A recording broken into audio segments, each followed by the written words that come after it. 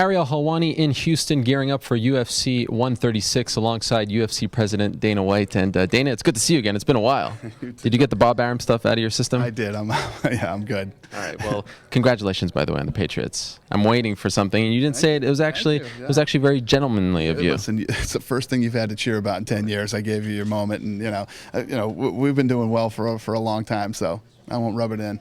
All right, well, let's talk about UFC 136. I want to ask you first about the main event, and it's very interesting. Not a fan? It's fabulous. It's a little weird, but whatever. Colorful. I'm sorry. Very distracting. Okay, I'm sorry. There were flowers and bears. It's a new. I designed it myself. Like the Care Bear AOL mic. It's cute. No, Times are tough. I like it. All right, well, let's go back to 136. It's interesting watching the difference in their personalities, Edgar and Maynard. Edgar, in the Countdown show, it's almost like he took the draw as a victory. Maynard is pissed off. He's watching the show by himself. He doesn't want to talk about it anymore. Do you feel as though Maynard comes into this fight with a chip on his shoulder, and Edgar kind of feels like it was sort of a moral victory, ending up fighting to a draw with Maynard? Well, the way you look at it, it is a win. He's been walking around with the belt since that last fight. He's the champion. He's had all the perks and all the, he's hanging out with the Philadelphia Eagles and, doing all the things that a champion does when you got that belt. And Gray has not. So, yeah, he's bitter and he's upset, and he feels like he should have finished that fight in the first round. So, and if you remember at the press conference, I was going to move on and do another fight, and Gray was so upset and so, I said, all right, I'll give you this shot I'll give it to you now. We'll do this thing. So he didn't say much today at the press conference. He, out of 10 questions, he probably said 4 words out of being asked 10 questions. And I think he's just ready to fight. I'm actually really looking forward to this fight. I think it's going to be great. And just to stick to the facts, you actually weren't at the press conference at 125. You sent Craig there, and we had to chase you down at Lorenzo's birthday, if you recall. No, I actually was at the press conference. And when no, you're right. Yeah. You are right. Check you out. All right. Yeah, that's right. When Craig said... You told Craig to announce it, and then when Craig said it, he was really upset, and he called me. He called me on the phone. That's right.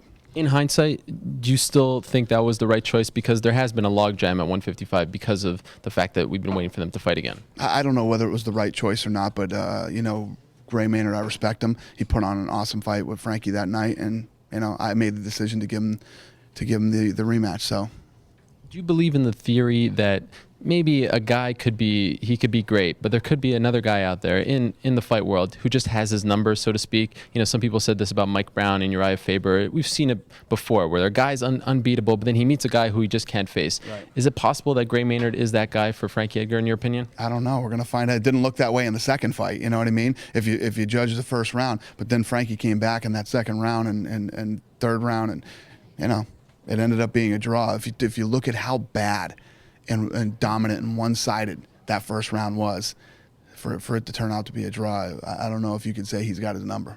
When Gray Maynard was on Tough, he was kind of a one-trick pony. Did you ever think he would turn into such a well-rounded fighter? It's one of the great things about the Ultimate Fighter. There's been a lot of guys who were one-trick ponies who turned out to be, great fighters. If you look, so was Josh Koscheck. Koscheck couldn't do anything but wrestle in season 1 of the Ultimate Fighter, and now he's knocking guys out left and right. So, that's what happens when you come off that show and then end up at a great camp. I had Frankie Edgar on my show on Monday. He talked about the fact that he walks around at 160. He only has to cut 5 pounds. He really should be fighting at 145, but he's doing great at 155. He could probably move down to 135. Would you be in favor of a guy just trying to build his legacy that way by trying to get other belts while he is the champion? And it's one of the reasons why I say he's so overlooked in that pound-for-pound division. I agree with you. The guys should be fighting at 45, yet he's been dominating at 55. It's incredible. What would he do at 45? So... and believe me, I've had this discussion with him and asked him, how come you don't go to 45? Because he doesn't want to. He wants to fight the guys at 55. So what am I going to do? You obviously talked about Gilbert. A lot of people asked you about Gilbert Melendez all week. After this fight, is there a chance we see the Strikeforce lightweight champion walk into the cage and greet the winner of the main event? It's a possibility. This weekend? Yeah. I don't know about that. We'll see. We'll see what happens. I don't know about this weekend, but hey, anything's possible. Has Gilbert Melendez fought his last fight in Strikeforce, in your opinion? I don't know. Like I said, I don't know if I just said it to you or in other interviews today, but Lorenzo met with Strikeforce yesterday, and Lorenzo and I are supposed to have a call right after this press conference today to talk about this. So you'll know the fate of Strikeforce then? I think we're going to come up with what we plan on doing within the next hour or two. Can I be on that call? No. In the co-main event, we've got Jose Aldo fighting Kenny Florian. UFC.com put out a fascinating video of Jose Aldo cutting weight prior to UFC 129. He couldn't cut weight, and he almost said, I don't want to cut any more weight. I'll be 2 pounds over. I'll deal with the consequences. Did you know how much trouble he had cutting weight going into the Mark Hominick fight? Yeah, no, I had no idea. Yeah. You know, these guys go out and they train and they do their thing. You know, we don't oversee their training or their weight cutting or any of that stuff. They're professionals. This is what they do for a living, and it's up to them. What was the thought process behind giving Kenny a title shot after just one fight in that division? There are a lot of guys who have been around Chad Mendez, who have been doing a lot of good things at 145, who maybe some thought deserved it more than Kenny. Well, regardless of what I say about Kenny Florian in title fights, he's a guy whom I have a lot of respect for. He's an awesome fighter, and you know, a guy who's been in this organization for a long time. So he's getting this shot. You know, and realistically, it could possibly be his last title shot ever in the UFC. His first title shot came against a very game Sean Shirk, then BJ when BJ was at the top of his game at 155. Why do you think he chokes as opposed to just fighting guys who are better than him? I never said he chokes. It's not about choking. What I said is he doesn't fight the same. He doesn't fight the same way in title fights that he does in his regular fights. He's moving forward. He's aggressive. He goes after guys. And then when he fights in title fights, he does these running circles things, pushing guys against the fence. He doesn't fight like Kenny Florian in title fights. That's what I said. If he goes out and fights like Kenny Florian fights in just a regular UFC event, I think he'd do a lot better. But again, that's coming from a guy who's a fan. I'm not his coach. I don't coach any of these guys. Not like I'm the, you know, the expert on how a guy should go in and fight a fight. But that's just my opinion as a fan. He does not fight the same when he's fighting for a title. He comes up with these that I think are strange game plans. I noticed you smirking when Chael was giving out some answers. It's almost, you know, it's good to have Chael back in a sense. He's very colorful. He puts on a great show at the press conferences. What's it like having him back in the mix here? Because it's obviously been a while, and it's been a long road getting him to this point. Yeah, it's, you know, Chael's funny, you know, but most of the time he says absolutely crazy and makes no sense. But it's not like I'm like, all right, Chael's back, let's get some great press conferences going. He is who he is, and I'm more concerned about the fight. You know, I want to see. It's not like we're in the business for guys to talk. You know, people aren't spending $45 to hear Chael Sonnen give a great speech on Saturday. They're paying $45 to see a fight between him and Stann, and I think it's going to be a good one. Chael always talks about the fact that he's a company man. He'll do whatever the UFC says. What is he like behind the scenes? Is he different than the guy that we see here? No, he's very much the same guy, but yeah, he's good to deal with.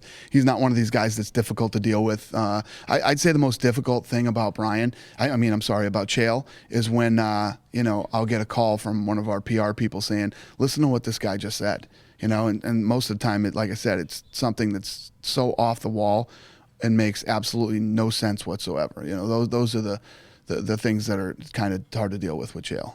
It seems to me like a lot of guys at 185 don't want to fight Brian. He's on the rise. He's very dangerous. Did Chael raise an issue when you offered him this fight? Yeah, I wouldn't say that it's one of the things. Let me tell you, we've never had a situation in the UFC where guys are like, yeah, I don't want to fight this guy. This guy's too tough. This guy's too whatever. So it's not that fighters in the UFC think that Brian Stann is too tough and they don't want to fight him because he's too tough. It's this war hero thing. It's this image that he has and this persona that guys are afraid of. It's not fighting him. We've never had a situation where guys are afraid of guys. It's this guy has so much. I've never seen anybody in this business who gets more respect than Brian Stann does from other fighters.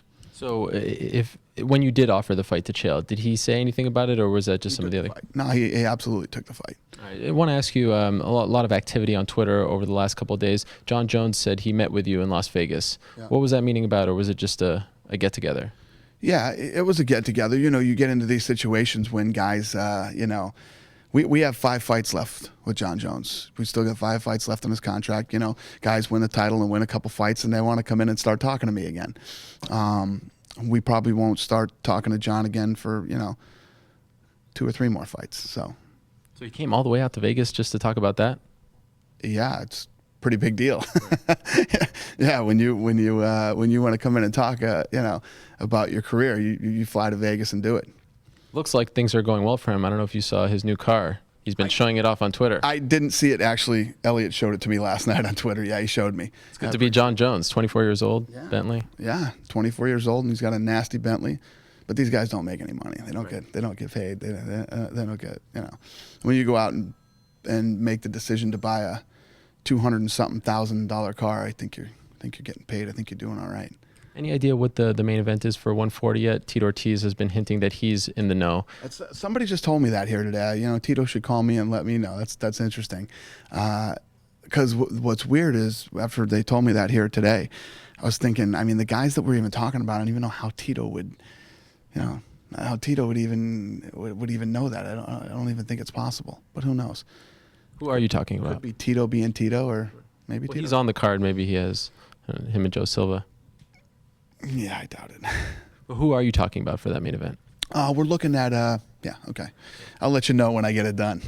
All right, and final thing, your good friends at Spike announced that they will be putting on some UFC content on November 12th.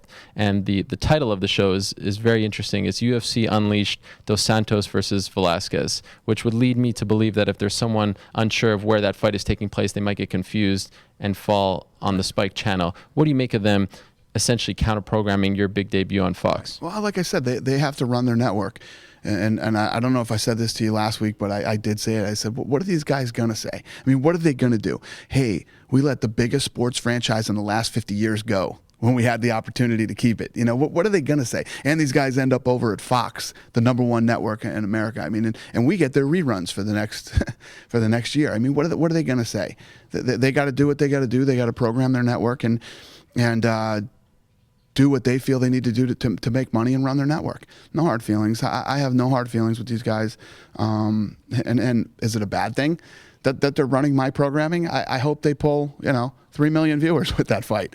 Whatever. I'm pretty confident that we're going to pull a big number over on Fox, and hopefully Spike pulls a big number too. And it's not a bad thing. Is that a bad thing for me if I've got millions of people watching the Fox broadcast and I got millions of people watching the Spike broadcast? Well, you want all the eyeballs of the MMA world and the casual fans to be on the live broadcast. I want them to be on my programming. I hope I pull 10 million on Fox and 2 million on Spike. Believe me, I'll be a happy camper that next day. How does that hurt me in any way? No, I'm just wondering, and if it doesn't, great. But you've had such a great relationship with them. Yeah. I still do. I talked to Kevin a couple days ago, and like I said, these guys have to program their network. They got to do what they got to do. Do you think Kevin Kay or Doug Herzog made this decision to not be in the UFC business? Hell no. These guys want to be in the UFC. The biggest sports franchise in the last 50 years, and only getting bigger. And some genius over there made the decision not to be in this business anymore. And never in a million years did he think that we'd end up on Fox. He underestimated. He played a game and he lost. What's he going to say now? What's the big cheese over at Viacom going to do now? He's gonna do what he needs to do to try to sell advertising and keep his network running. All right, no hard feelings between the UFC and Spike. Hard feelings, though, between Frankie Edgar and Gray Maynard. They will settle their differences on Saturday night. It's UFC 136. The UFC lightweight title is on the line. Also, the featherweight title, Jose Aldo versus Kenny Florian. Also, Chael Sonnen versus Brian Stann. One of the most stacked cards of the year. We look forward to it. Thank you for the time, Dana. Thanks, buddy.